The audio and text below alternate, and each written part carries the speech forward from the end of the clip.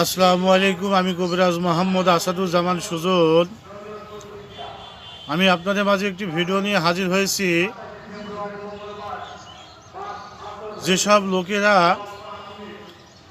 পরের বউ বেটি মেয়ে নষ্ট করে বেড়ায়, তাদেরকে উচিত শিক্ষা দেওয়ার জন্য আমি একটি মন্ত্র নিয়ে আপনাদের মাঝে হাজির হয়েছি। আপনারা এই মন্ত্র দ্বারা আপনারা ওই খারাপ পুরুষটার গোপন অঙ্গ নষ্ট করে দিতে পারবেন। এত শক্তিশালী বিদ্যা, এত পাওয়ারফুল বিদ্যা। ওই পুরুষের অঙ্গখানি নষ্ট করার জন্য সর্বপ্রথম ওই পুরুষের পরিধানের একটু সুতা সংগ্রহ করতে হবে আপনাদেরকে। এই সুতা যদি সংগ্রহ করতে পারেন, তাহলে ওই পুরুষের অঙ্গখানি আপনারা নষ্ট করে দিতে পারবেন।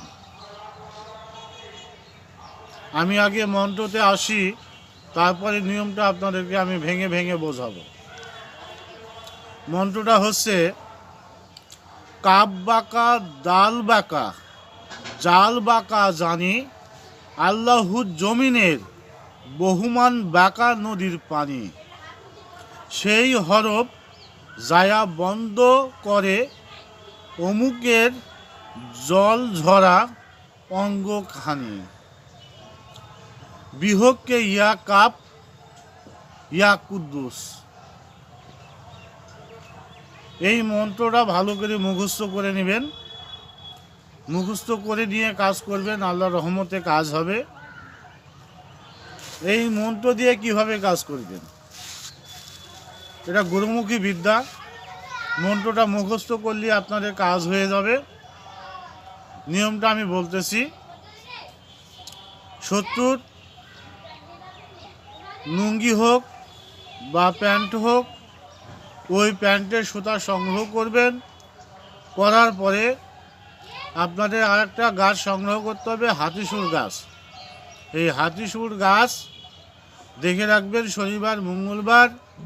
এই মন্ত্রটা নিয়মটা বলতেছি, 7 বার পরে ওই সুতোতে 7টা গিট দিয়ে ওই যে হাতিসুরের গাছের যে ফুল থাকে, ওই ফুলটা এইভাবে বেঁধে দিবেন।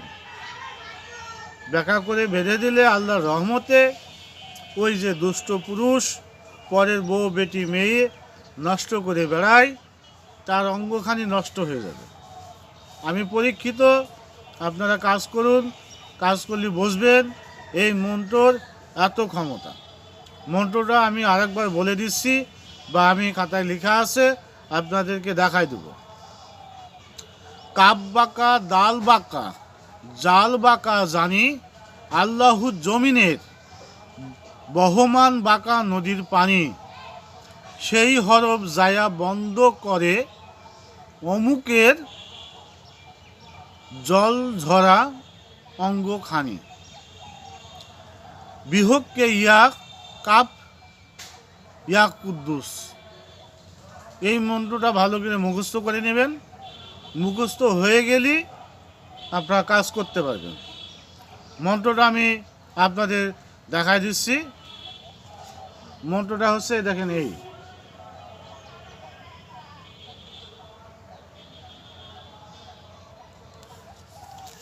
আমার ভিডিওটা যদি আপনাদের ভালো লাগে, লাইক দিবেন, শেয়ার করবেন, কমেন্ট করবেন। আর আপনারা কী ধরনের ভিডিও চান আমাকে কমেন্ট বক্সে জানাবেন। আমি সেই ধরনের ভিডিও দেওয়ার জন্য আপনাদের মাঝে চেষ্টা করব। আল্লাহ হাফেজ।